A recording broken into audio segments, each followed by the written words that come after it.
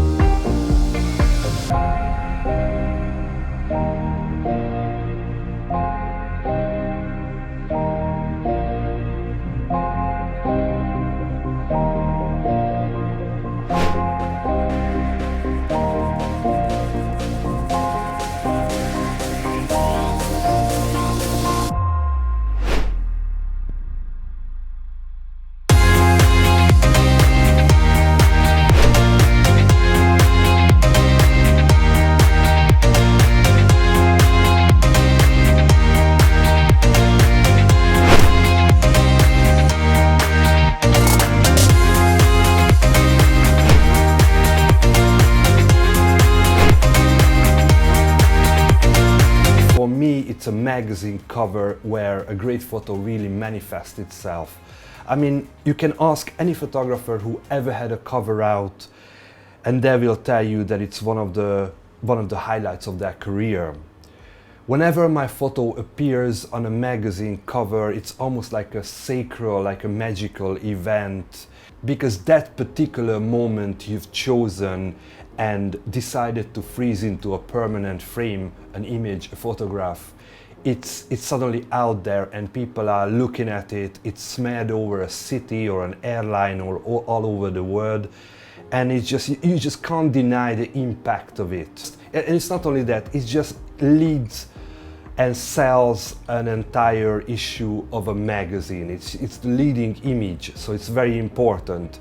I had more than 50 covers now with various international magazines, and it's never ceased to amaze me, and I can never be indifferent to this. And I always find it very, very intriguing and not only positive. I mean, it can be kind of eerie that the photograph you took is kind of everywhere, and that moment that you saw is suddenly, I don't know, it's just a very strange feeling. Where I really came across this, because you don't really see people looking at it, but I've been shooting for an airline now for about 5 years, and I had various many covers with the magazine. As I take my seat on the airplane, I see people taking out the magazine and kind of study my cover and just looking at it right next to me, and it's just such a weird feeling that it's your moment.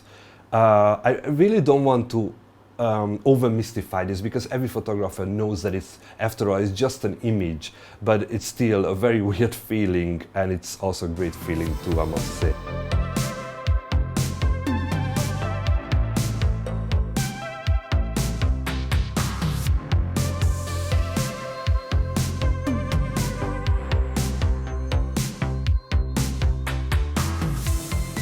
You can even see the wall behind me with some of my covers, that I'm really proud of that. And for example, when I did the intro for this video with all my covers cut together, I just realized how much work I have put into this over the years. It was just incredible to put my covers together, and it just reflects how obsessed I was with this. This episode, what I wanted to do was to choose my favorite and most memorable covers and talk about how they were taken, or just a few words about them. And also in the second part, I wanted to show my influences, my favorite cover from other people, from other photographers. So Let's look through them, and I might have some special guests too. This is my very first cover from 2010 September. It's when we did the Money Divide issue for That Shanghai, and this is when I got the opportunity to shoot my very first cover. What we did, the editorial team chose 8 or 10 people from from different walks of life, from different financial situations, from the filthy rich to the homeless, and I did interviews with them, and my job of course was to document them with photographs. A lot of people wrongly suggested to use a model for this, but we kind of decided on the girl. She was working in a shoe shop, and she just represented kind of the middle ground, the average person. I'm glad we didn't choose a model for this, because her face, her expression kind of represented this. This photograph reflected the everyday person's troubles, and that's why I loved it. It was JFK Miller's idea, or my editor's idea, to paint the Chian, the money, the character for money on her face. What we wanted for the cover was we wanted a photograph that would encapsulate that story in one single image. And it was actually a sort of strange alchemy that brought the cover together, because essentially it was, I had a general idea of what I wanted, which was to have a face and to have something on that face, because the headline was The Human Face of Money. And it was a sort of creative process that Nikki drove in large part. And what we ended up with in the end was a girl, and on her face was painted the Chinese character for yuan, the Chinese currency. And anyway, it was a really hot day when we were doing it, but I just knew that Nikki would get the shot. And ultimately he did, but it took a lot of his eye for what makes a good photograph to get it to where it ended up. And essentially it was just a lot of, we started off with the face, and the girl was against a wall, and it just seemed too impersonal and too distant. So what Nicky did was he zoomed in quite close, he cropped it, and we had our photograph. And I think, again, it just goes back to his incredible eye for what makes a good photograph. His great skill as a photographer is shown, I think, wonderfully well in that cover shot. The next one is the Shanghai Tower, one of my favorite covers for Design magazine. So the Shanghai Tower is this 128-story megatall skyscraper in Pudong, Shanghai, and I was the construction photographer for this building for 5 years. I was working with the architect Marshall Strabela, and I took this shot in 2014 when it was nearly completed, and I really loved the texture, the quality that I brought it out later on. To be honest, it was a very plain photo, not much contrast on it, but what I did with it in Photoshop later on, that's what made it pop really. And I can't remember what I did with it, but it made it look like kind of fish skin, and it became so striking. In 2011 I started to work with the next That Shanghai editor, Ned Kelly, and this brought on a really creative process and a creative few years. What we did with Ned was, there's so many new restaurants were opening in the city with so many new chefs and famous chefs even, and the magazine was regularly covering them. But more importantly, we had these food and drink awards every year. So what we did with Ned, we started this series of photographs with the chefs. We started out with the Last Supper, and then we moved on to movie covers. But let's hear Ned about this. When we took over from the great Johnny Miller, he'd handed down quite the gauntlet to us. I remember me and Nicky going to a bar called the Southern Belle, and making a sort of declaration, probably whiskey fueled, and the confidence that came with it, that we were going to make, especially the first cover, and make sure every cover made a massive statement.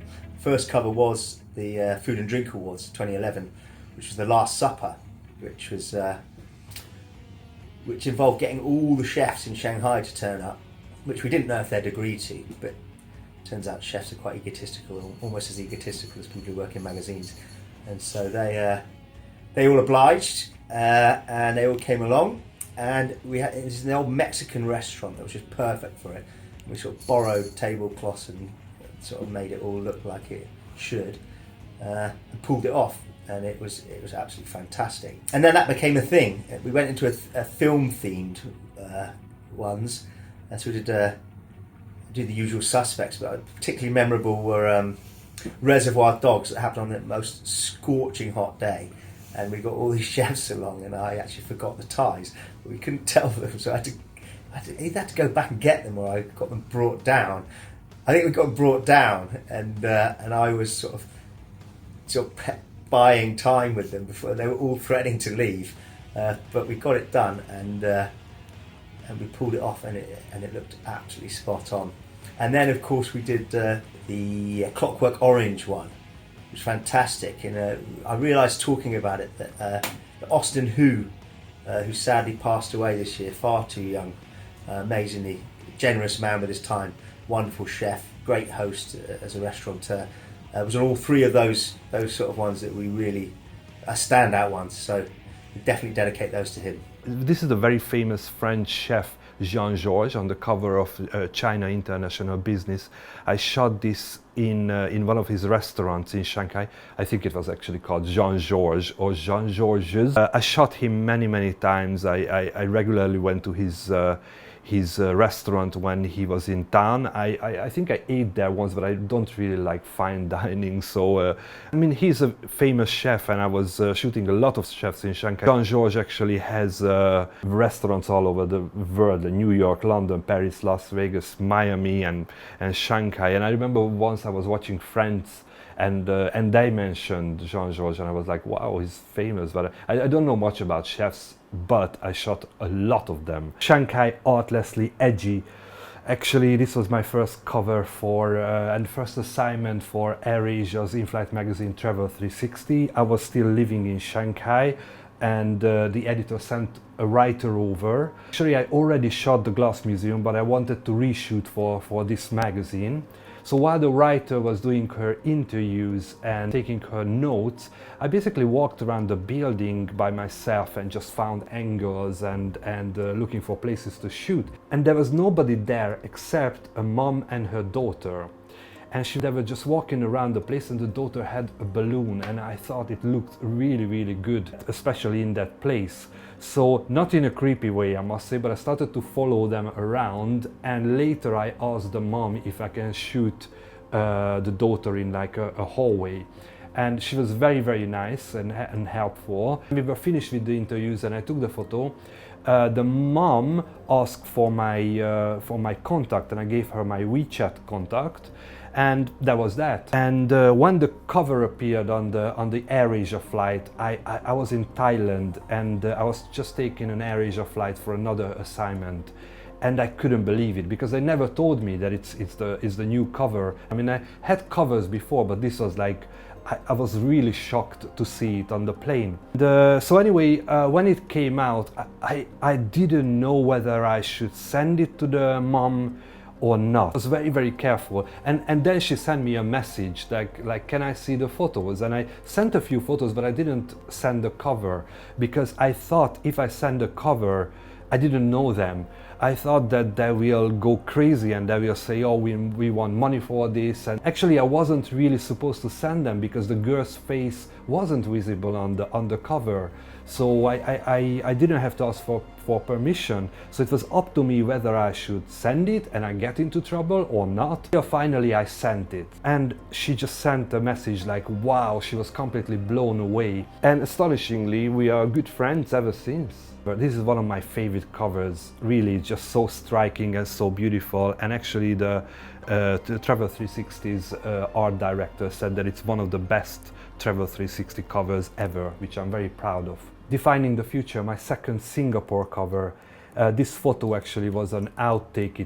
I wanted to throw it away, and it was accidentally in the folder which went to my editor. Actually, it was the test photo while I was waiting for the Art Science Museum curator, Anna Harger, a lady from New Zealand, and I was taking pictures of the light installation, and one of the tourists, one guy who was posing for his girlfriend or something, he just walked into my frame.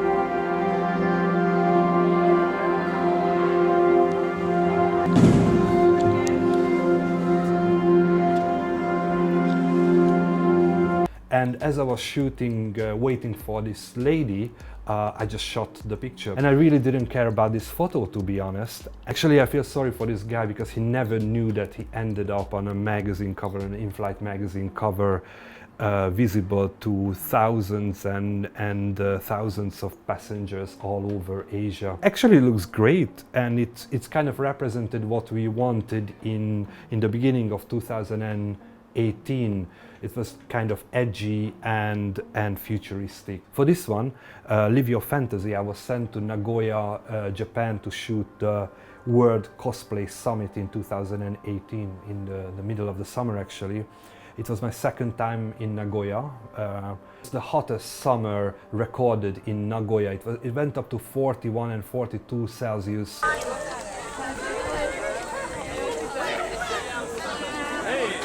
right, we have some free time, so everybody should have a meal ticket. Go and get some lunch.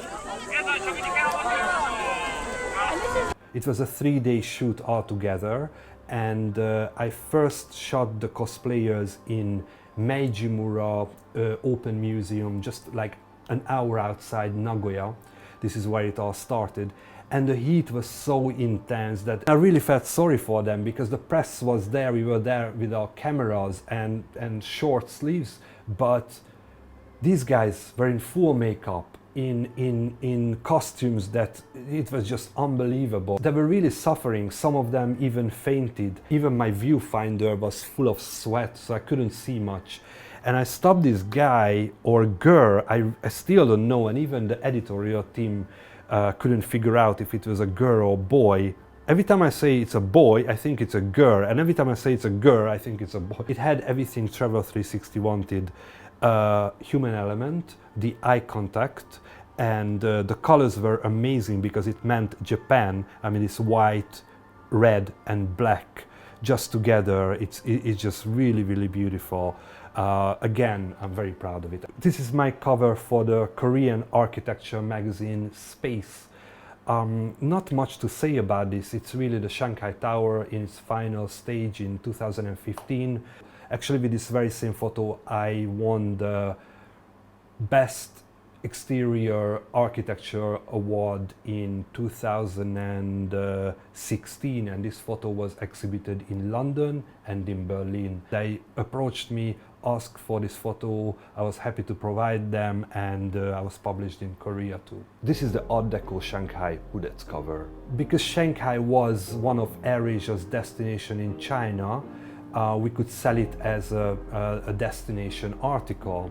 So what I proposed was to build it up like a walk through the city. So every hooded building kind of takes you around Shanghai, and they really do actually. If you start from the Bund and walk towards the French concession, then it can work as a walk. It actually does work as a walk.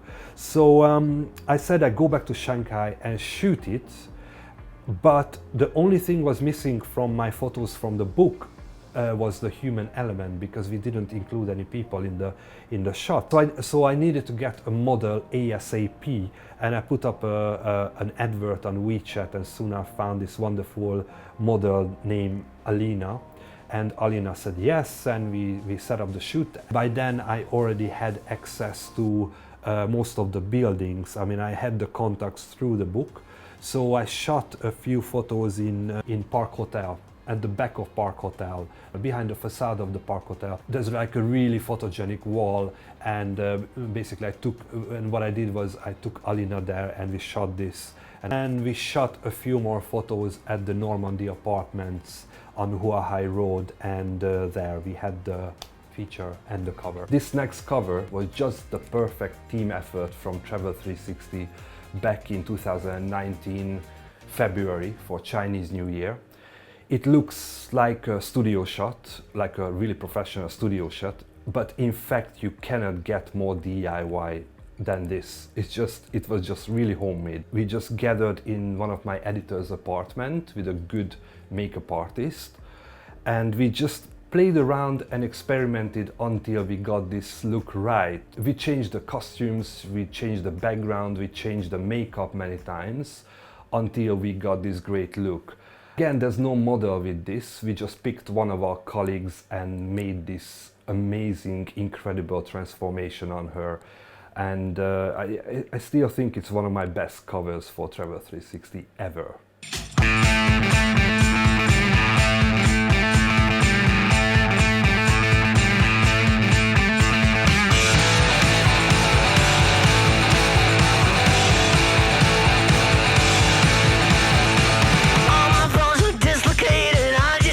The reason I chose Kevin Cummins first, my favorite photographer, because it kind of covers my favorite covers from the NME. He was with NME for 25 years. When I was shooting covers myself, I went back and I studied these, and I realized it was one photographer, Kevin Cummins, and he's responsible for most of my favorite covers from the NME.